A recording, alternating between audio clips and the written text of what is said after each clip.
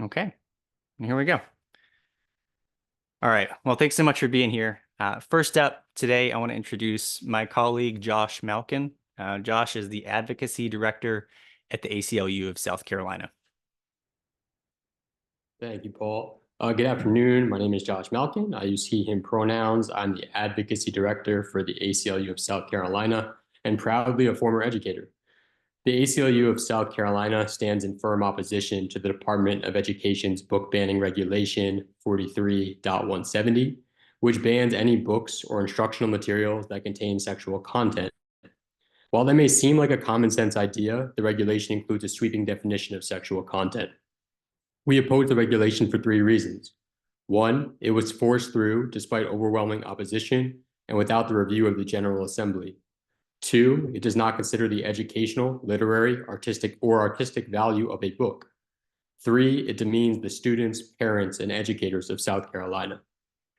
Regulation 43.170 did not follow the normal vetting process. While the Board of Education has the power to draft regulations, they must survive scrutiny from the legislature. The Board of Education heard hours of testimony in opposition to this regulation from parents, students, teachers, and librarians. They ignored the concerns of the public and approved the regulation anyway. At that point, the regulation moved to the General Assembly. Legislators from both parties heard opposition from their constituents and voiced concerns about the breadth of the regulation. They did not approve the regulation. However, an unintentional omission allowed the regulation to go into effect without the legislature's blessing. Regulation 43.170 bans all materials with sexual content without considering the value of a work. Supreme Court precedent and South Carolina state law consider educational, literary, or artistic value in its definition of obscenity. This regulation rejects that balanced approach, allowing for a challenge and a statewide ban regardless of any value the work may bring. One instance of sex or excretion in a 300-page novel could spark a challenge and a ban for all of South Carolina's students. Moreover, this regulation doesn't allow for sexual content that could be important in and of itself, such as content that teaches about healthy or unhealthy relationships.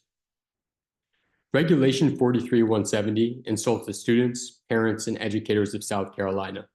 It assumes that our students cannot think critically. It assumes that our parents cannot make decisions for their own children without feeling the need to make decisions for all South Carolina youth. It assumes that our educators are not the caring, thoughtful experts that they are.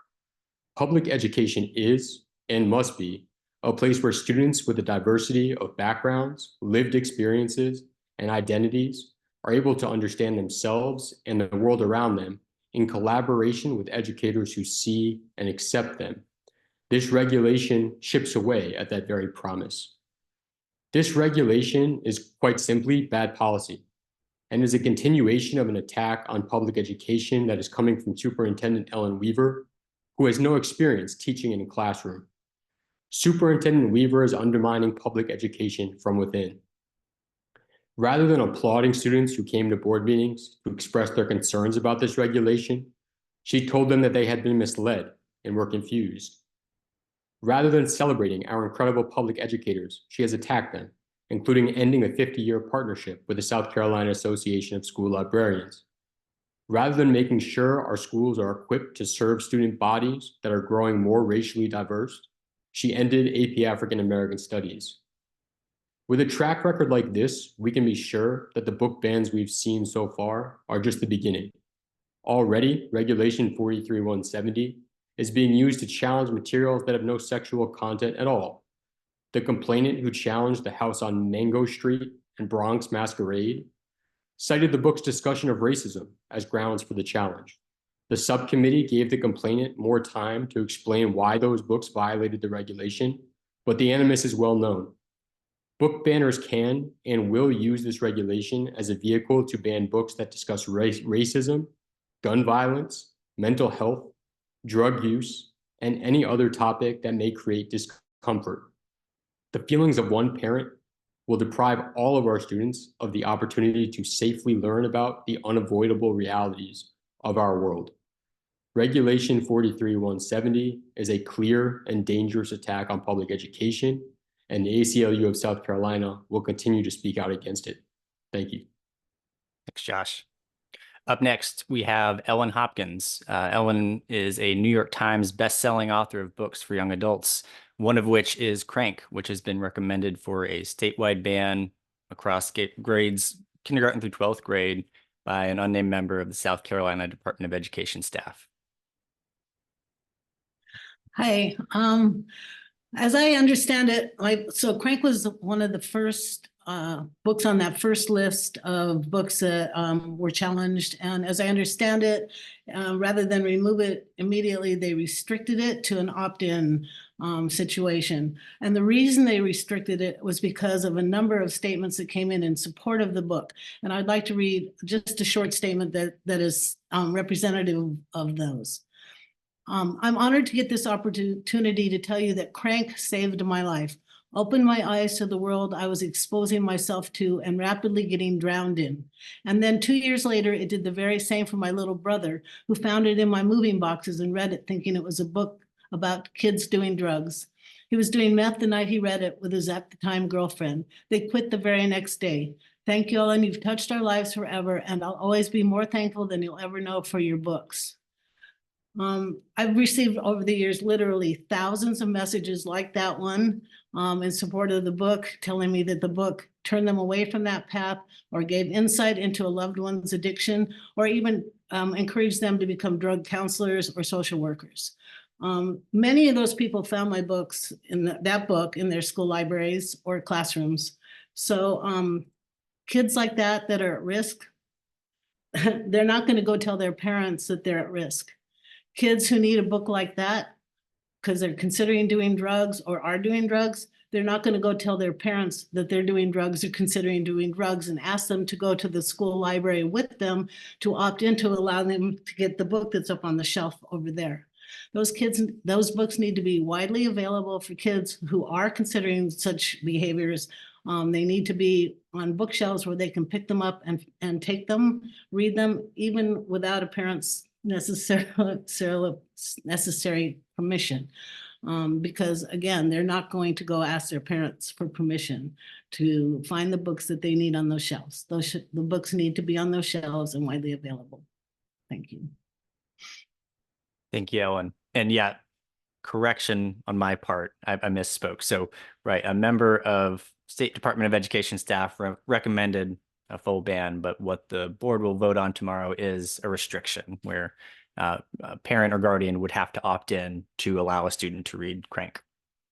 Up next, we have Jamie Gregory, who is the president of the South Carolina Association of School Librarians. Thank you, Paul. Again, my name is Jamie Gregory. I'm very proud to serve as this year's president of the South Carolina Association of School Librarians, or SCASL for short. We're here today to voice concerns about how Regulation 43170 has been implemented. One practical effect is the deprofessionalization of school librarians in South Carolina. Local school districts have long utilized their own consideration and reconsideration policies for parents to work with school officials who select instructional materials. School librarians are required to have a master's degree in library and information science and take graduate level courses in how to select materials and guarantee all students' rights to learn and to read, regardless of the personal beliefs of school officials. However, the rhetoric surrounding Regulation 43170 suggests that school librarians purposefully select sexually explicit materials and do so without a transparent process. This implication has caused some school librarians to suffer unjust harassment and has caused many district officials to take purchasing power away from the school librarian, the trained professional, in favor of mass book removals.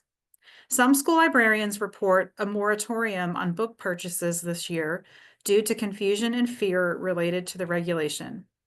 Not being able to provide students with new reading materials will hardly help improve our students' educational experiences in the state. Furthermore, one parent now has the power to have a book or instructional material removed from every public school in the entire state. Superintendent Weaver frequently mentions parents' rights, but this regulation entirely removes parents' rights when one parent has more power than any other.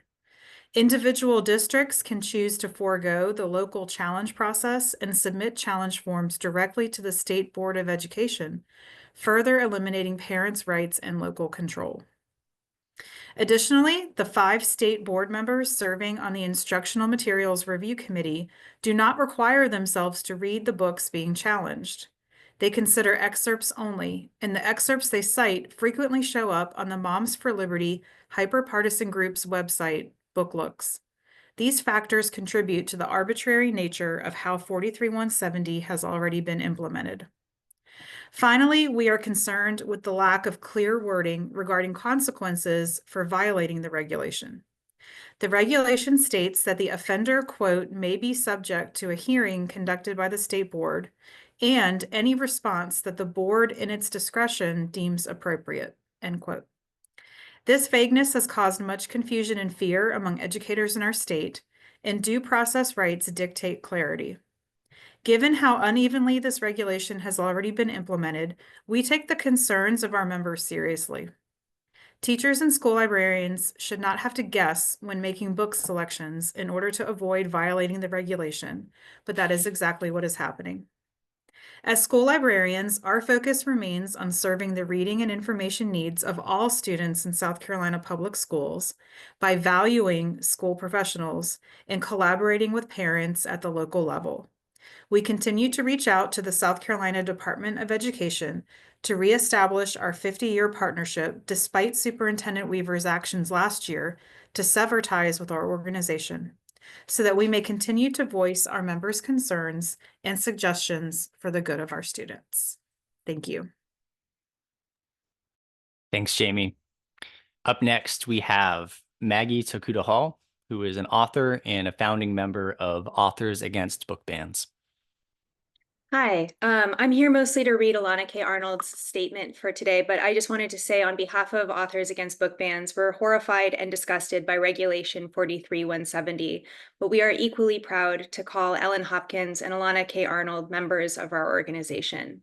They are expert practitioners of the sacred work of creating literature for young people and the kind of authors who save lives. So this is what Alana K. Arnold had to say. Her book Damsel was banned statewide on Election Day. Book bans harm the very children and teens they purport to protect. Literature gives us stories and information so that we might understand ourselves and the wider world. A reader is in a powerful place with a book.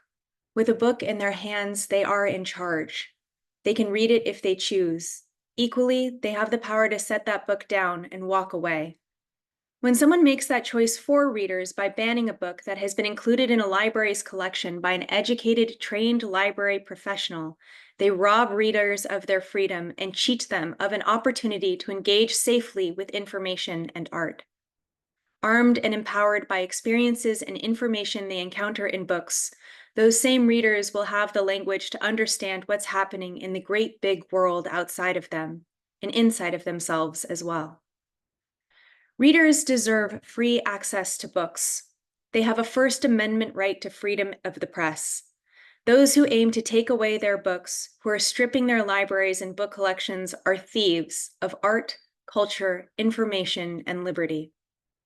I stand in solidarity with the librarians, teachers, parents, and educators who acknowledge that our duty is to the freedom of information, the art of literature, and the protection of young people's access to the full library collections to which they are entitled.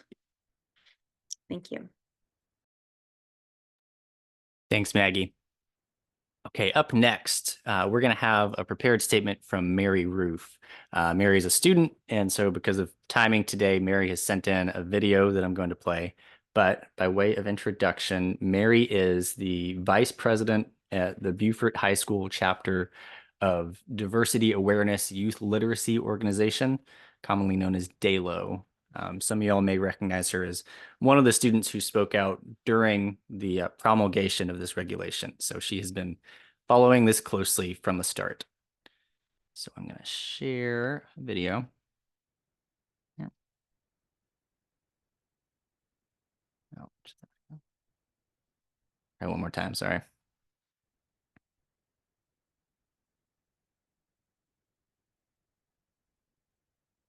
That should work. All right, y'all seeing the video screen here?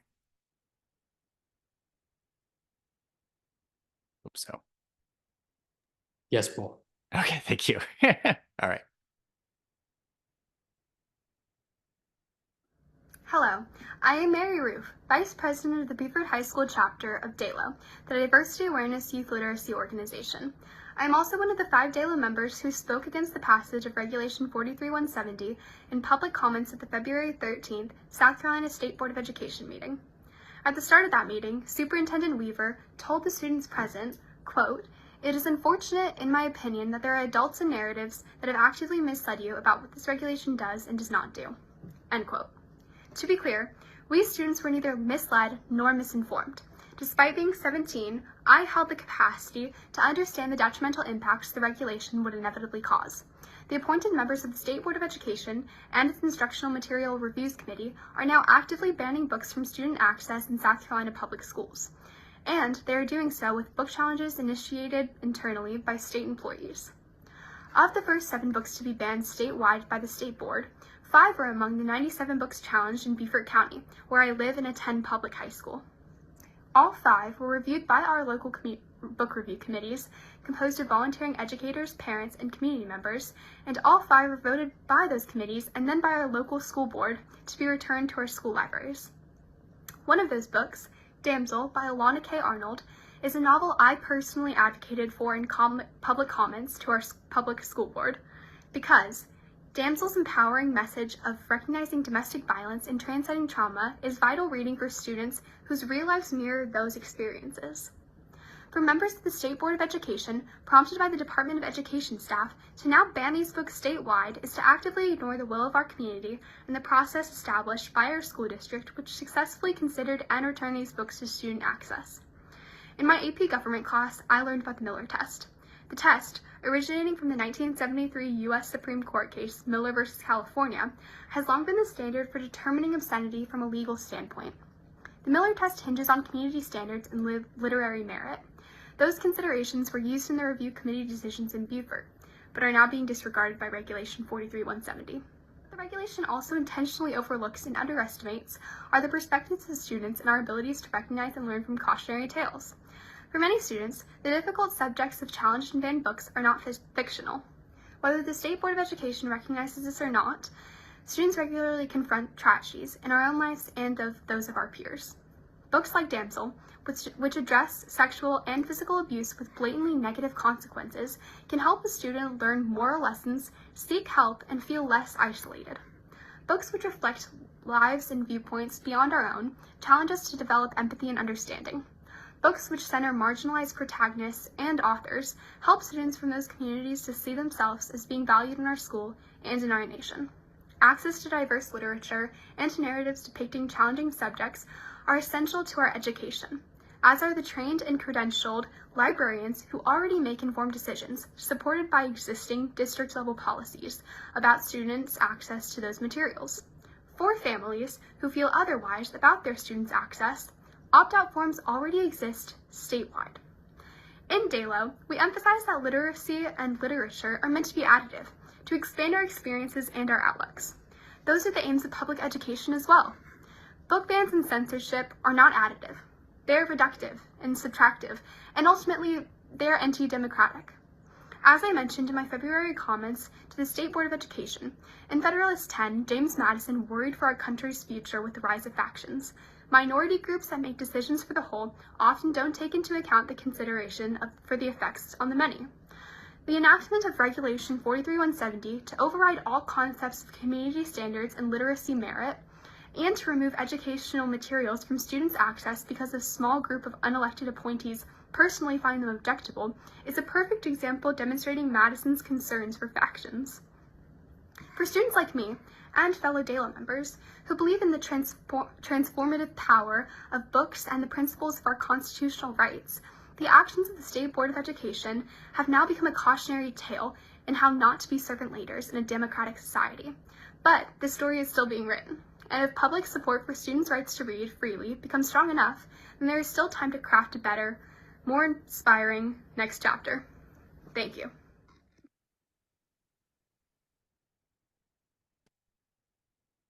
All right. Up next, we have Madison Markham, who is a program assistant for the Freedom to Read program at Penn America.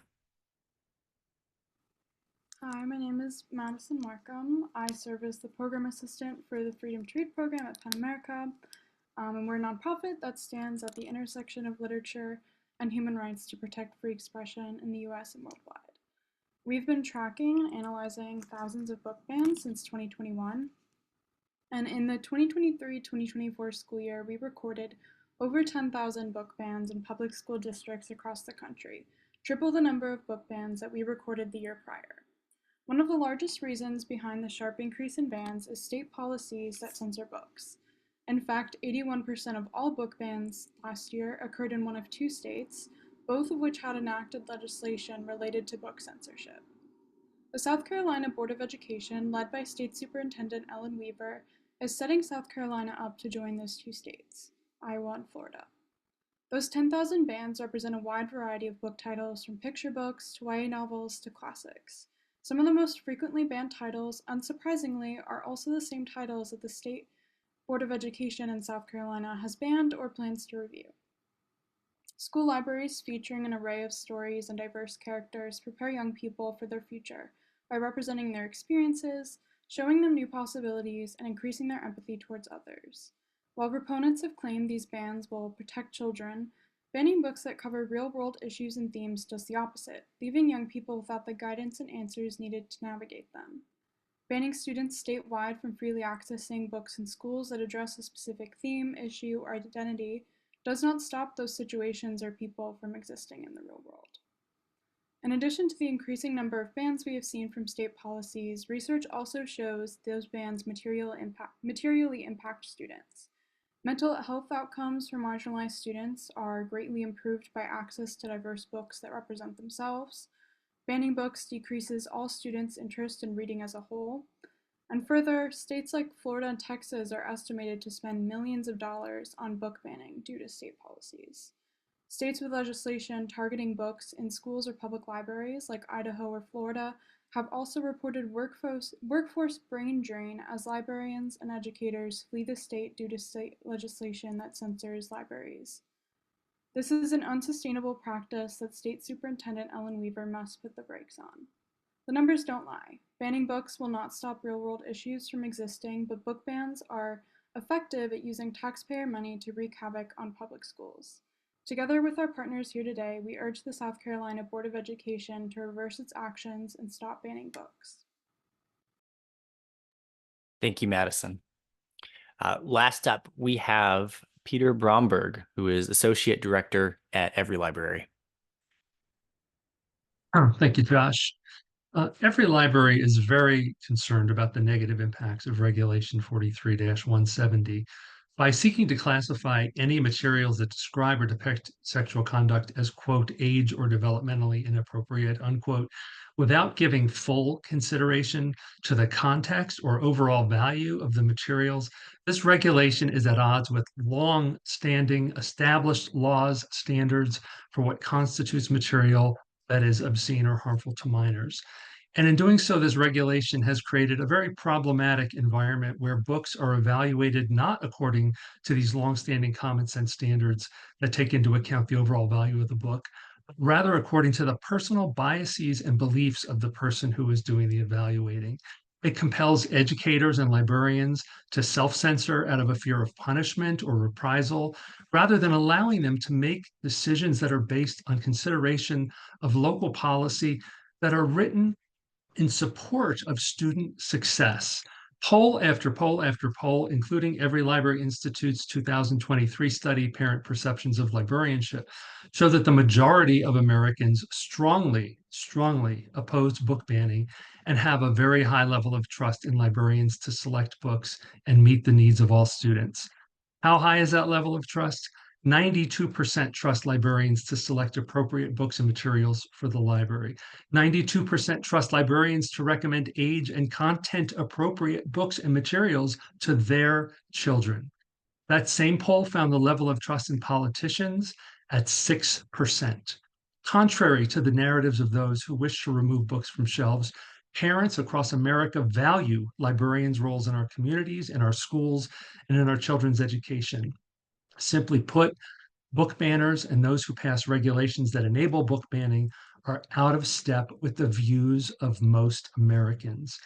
To conclude, EveryLibrary supports common sense regulations that protect and preserve the rights of all parents and all students, and allow for the assessment of a book's value to be considered as a whole, and not force schools to remove books based on small excerpts that are taken out of context.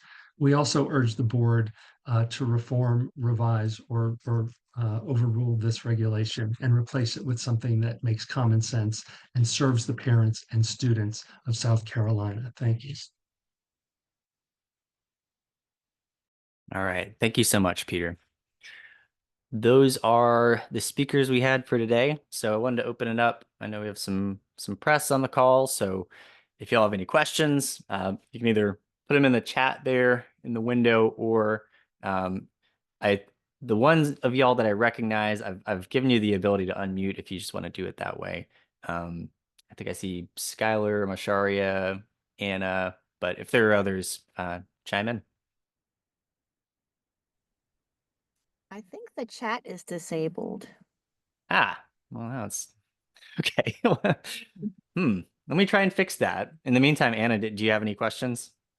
I think one of the things that stood out to me was this textbook that is getting a closer look. Obviously, they chose to keep the textbook in the subcommittee, but there are associated texts that the textbook recommends. And anyway, it just seems like a mess, because now parents are challenging books that the textbook recommends. I don't know. That was the thing that just stuck out to me the most in all of that. It's just, it seems like a domino effect.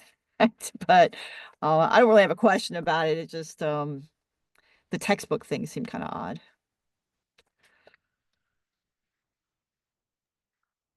Yeah, does anybody want to on the panel want to address that? I agree, it's odd.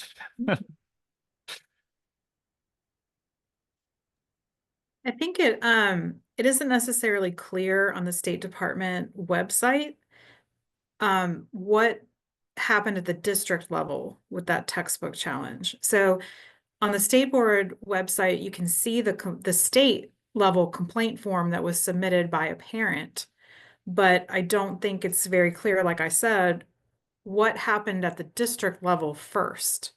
And so since Superintendent Weaver likes to talk about transparency and parental involvement, that would be a really important step to see, well, where did this come from? What did the district say? Especially since it's a textbook and has gone through that state textbook adoption process. I will also say, I know one of my co-panelists made the point about resources. There is nothing in this regulation to stop every single parent in South Carolina from challenging any book that they find uncomfortable. And we raised the concerns about the practicality, and they were kind of just dismissed out of hand. But yeah, this is an incredible waste of taxpayer dollars and our board's time. I'd like to add that South Carolina isn't the first state to talk about doing this kind of thing. And in Idaho, where people are able to challenge every single book that's on the shelf in a public library, the Donnelly Public Library has shut down for anyone under the age of 18 at all. Like, anyone under the age of 18 isn't allowed into the library there. And in Idaho Falls, Idaho, parents have to sign an affidavit for anyone who is under the age of 18 to use the public library. And that's the future that is proposed with an ordinance or a regulation like this one.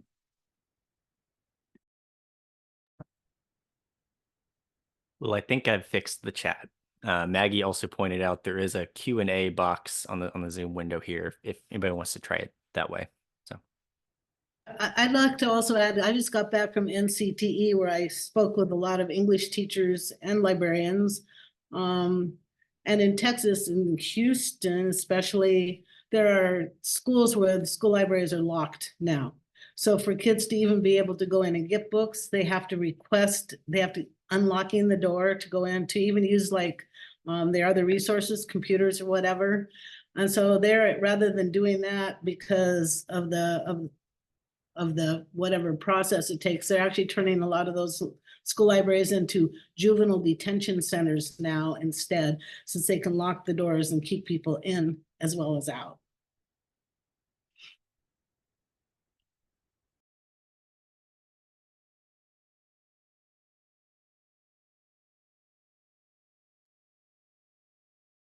All right. Do we have any other questions?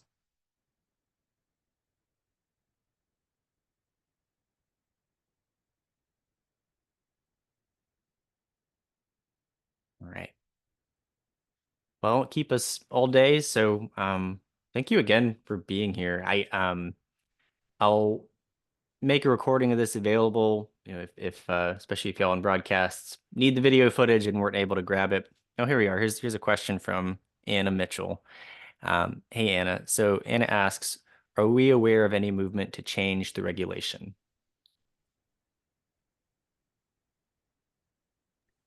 Not currently, but the board does have the authority to amend their own regulations. My hope is that they're now seeing that the consequences they were warned about are coming to fruition, and they go back into the regulation and amend to add that consideration of literary, artistic, scientific value.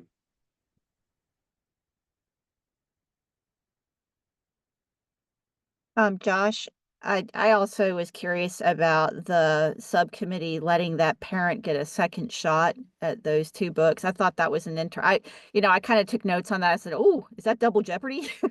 I mean, I know it's not a court of law, but it just seemed like they're going to take as many shots as they can until something lands. I mean, that was just my impression. Yeah, I also thought that was strange. I mean, I think as a former teacher, I'm always thinking like, what example are we setting for our students? And this complainant didn't, follow the guidelines that was pretty clearly laid out for her. And, what example are we setting for students by saying, oh, no, that's okay. We'll give you more time to figure out how to ban this book. I would just briefly add, there were a lot of allegations that just because a review committee met at a district and voted to keep the book, that didn't mean that the person issuing the complaint wasn't heard. We followed the democratic process. We followed the reconsideration process. We had a committee of local community members meet.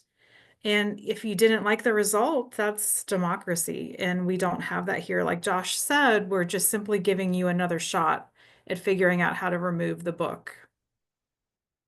And just to piggyback off of that, like this all came about because democracy was working in South Carolina, right? Like, yes, we were dealing with book challenges like so many other states unfortunately were, but for the most part, they were going back on shelves because diverse group of stakeholders came together and they had that discussion about literary value. And that upset that small faction of folks that wants to impose their worldview on everyone. So we had this, the book ban regulation was introduced in an authoritarian way. Yeah, that was a remarkable pattern where book challenges were being issued at the local level. And yet when people actually sat and read the books, by and large, the books were staying. Beaufort County is kind of the most famous example in our state now, where Mary Roof, who spoke today, was part of the group of students who pushed back against book bans and largely won. Yeah. The next question here comes from Frank. Is there any plan by the 2025 legislative session to overturn the regulation? I'll do my best here, Frank. Yeah. The process by which South Carolina promulgates regulations is a 3-page spreadsheet with arrows going every which way. So I know that there's a bipartisan group of senators that were really upset that their regulation passed as it was and that they didn't have a chance to, have their input heard. So I believe there's a mechanism by which the legislature can send their recommendations back. but to be determined, to be seen.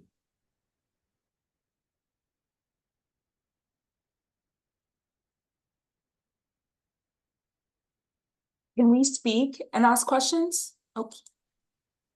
Yeah, go for it. Go for it, Marsharia. Okay, I just wanted to ask, I mean, ideally, we're talking about democracy here. Would you like things to go back to the way they were, where people could challenge books and then they would read the materials and then the vote stands as is? Or, I mean, just kind of like in an ideal situation, what would be best case scenario for democracy?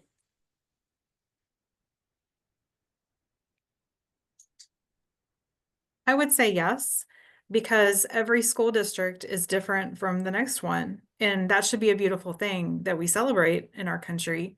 Not every, even within one state, no one community is exactly identical to the next community. School libraries in my area, we're all going to have different books based on the needs of our students.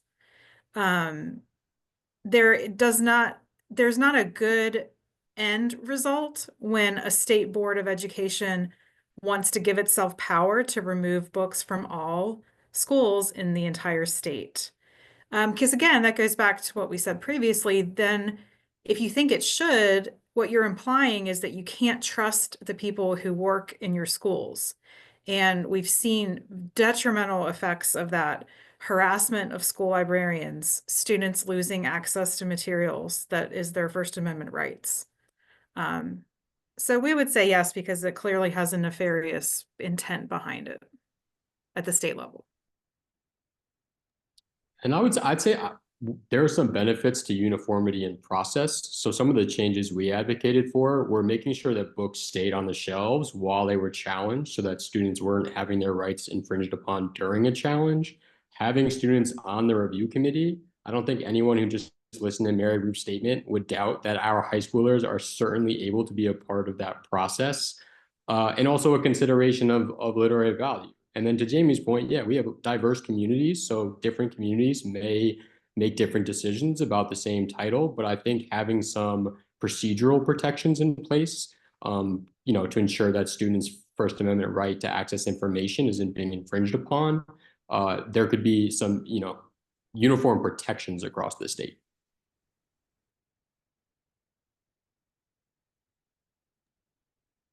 There's one more question from Frank here. Frank asks, if the legislature does nothing, does the ACLU plan to sue the state board? I guess I should jump in and say we can't comment.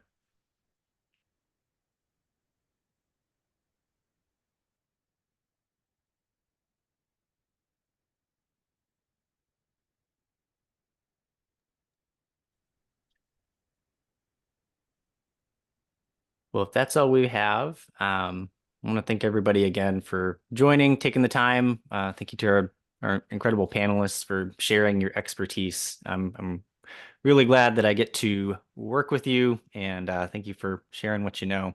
Thanks again to the press for joining. Again, most of y'all have my contact, but just in case, here it is. If you need anything, I'll be available. And then tomorrow, as a reminder, the State Board of Education will meet. It'll be Tuesday, 1 p.m. at 849 Learning Lane, West Columbia. So several of us on the call will be there, watching to see what happens, and then we'll be available afterward for interviews. We'll likely hold a press conference. Currently, we're thinking outside State Department of Education office. And yeah, Marsharia, here's the address in the chat. Yeah, 849 Learning Lane, West Columbia. All right. There'll be, sorry. Well, there'll be a watch link. Hopefully, the Department of Education usually streams these meetings, either on their website or on YouTube. They've had some technical glitches, so we'll see. But yeah, if they are unable to do it, we'll try to figure out a way to stream it ourselves. All right. Well, thanks again, everyone. Have a great day.